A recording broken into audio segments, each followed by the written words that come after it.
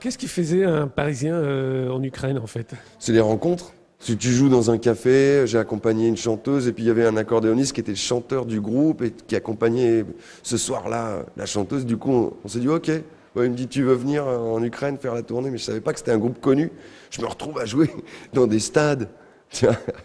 Et ça, c'est assez fou. Et donc c'était les VV. Les VV, ouais. Voplividoplia-sova. Voplividoplia-sova. Donc vous parlez la langue locale. Non, je faisais tout en phonétique. Je sais pas ce que ça veut dire. C'était les chœurs. C'était dans les chœurs. Donc voilà, je sais encore, j'ai des petites tiresses comme ça. Je mets de manoula, je mets de vela. À quel moment vous avez eu envie de créer ce projet Feloche? Mais, en fait, depuis toujours, parce que j'ai toujours pris la mandoline comme pour faire ma musique. Parce que je suis parti de la mandoline, moi, pour faire ma musique. Et sauf que j'allais pas au bout parce que c'était bizarre, c'était mes trucs. Mon inconscient, il fallait que j'accepte que ça sorte.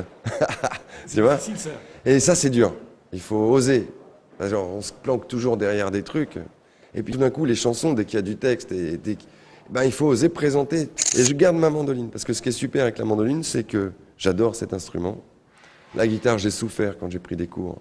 J'ai appris tous les accords, les trucs de jazz et tout.